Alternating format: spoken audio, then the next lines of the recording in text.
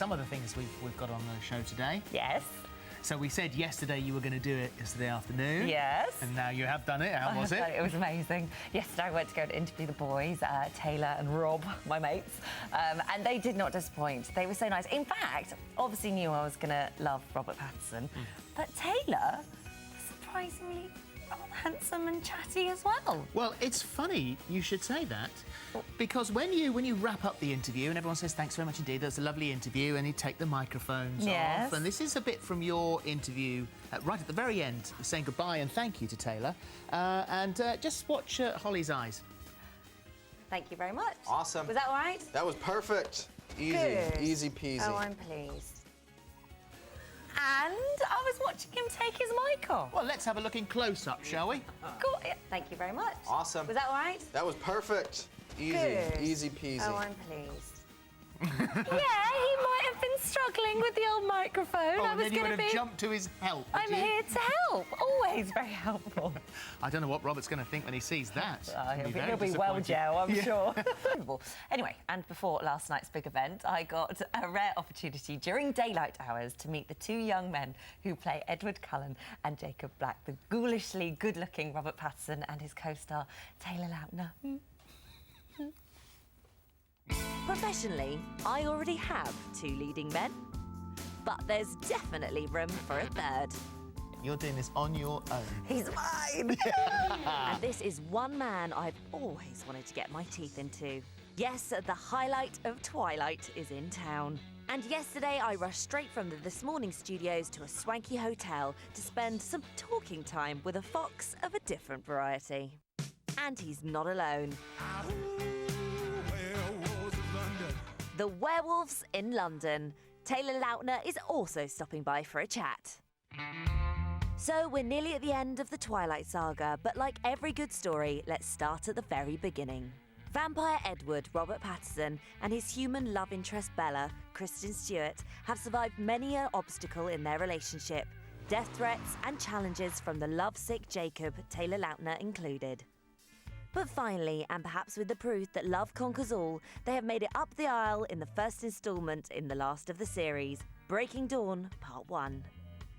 The wedding, I mean, other than the kind of royal wedding, was probably the most hotly anticipated wedding of the year. And it was so incredibly beautiful. And for you, I just guess you must be thinking, God, how, in reality, however am I going to live up to this? Is there a certain amount of pressure on you for that? I have a problem being earnest as well in reality. Like, I mean, I could never, I would end up doing something which everyone would just be like, oh God, why can't you just be serious for like 1 second? Why can't you be more like Edward? And so just say the same thing Edward said. I think I'd be used to telling you goodbye by now. He starts out the movie saying goodbye. He shows up to the wedding and kind of has like a last dance with Bella, and that's really the moment where he realizes, all right, it's over. She just got married, she's leaving for her honeymoon, like it's time to get over this. And we all know what happens on the honeymoon. The first 3 movies, he spends his whole time trying to protect Bella's honour. And now that he's a married man, obviously things can progress Just slightly. whatever he wants. It is He what owns her everybody now. wants. Did you feel, because for the fans, up until now, it's all been a bit Mills and Boone in a way. Like you sort of get a bit, but not too much. Whereas this was the one where you were like, right, I can't wait for the actual sex scene. Or was that just me? Was there pressure on you to get that right and to make sure that it was, you know, didn't disappoint? Yeah, I mean, it was kind of a little bit nerve-wracking, just knowing, you know, normally a sex scene, people don't really have any expectations because it sort of just happens. But with this, knowing that I think there's something like 126 million books sold, and the sex scene is not described in the book. It's a fade to black in the book. So kind of everybody's imagined it who's watched the movie. Yes, we have. There's funny little things that you can't have a certain noise with a certain movement and stuff. I love that. It's crazy. Like and you can show the sexual rule book, the 12A. It's like on This Morning, we're allowed to show a naked bottom, but we can't show the crack. That's So they exactly have that's to blur exactly the what it crack is. out Yeah, or yeah, put yeah. a thong on or something, but Yeah. you can have the bottom cheeks there. Yeah, that's the same thing. Yeah, they kind of so there's a shot which looks like I have an extremely elongated back because they've airbrushed out the top of my crack. Is that right? Yeah, so Amazing. It's really crazy. With time cracking on, better get back to another bare necessity. Within the first 2 minutes, there's you ripping your top off, and I was like, yes, there you are, the moment I've been waiting for. But then, actually, throughout the rest of the movie, you're pretty clothed. Absolutely. That What was do you it. mean, absolutely? We were most disappointed about No, this. that's the best part about it. I had several conversations with Bill, our director, just saying, look, like this movie is so much more of a character piece than any of the other ones. I hate Bill, and I hate you for your conversations that you had. But you got to see plenty of Robin Kristen We shirtless. did, so the pressure was kind of off you, in a Yes. way. So have those two been hitting the gym a little bit? I haven't seen them in the gym, but they do say they have, and I believe it because I thought they looked pretty good. Apart from when Bella falls pregnant, that is. Yes, she isn't exactly glowing.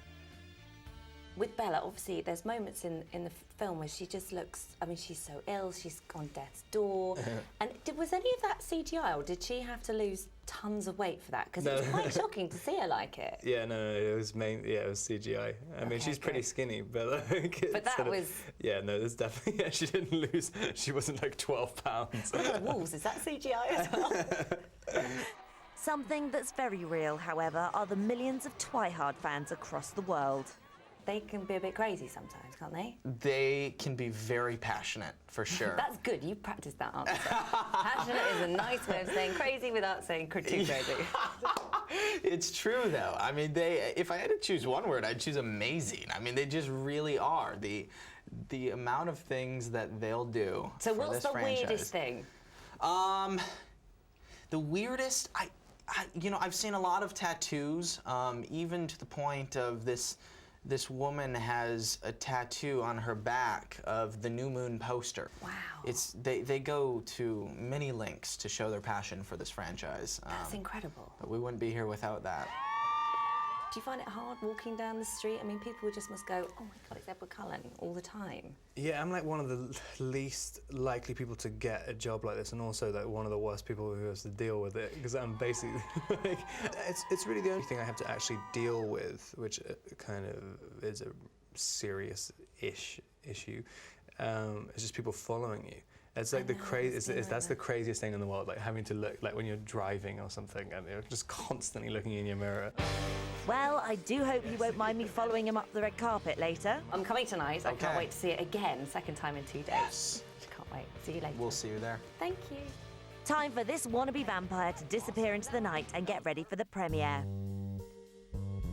Our Pats, twice in one day? That's worth any human sacrifice.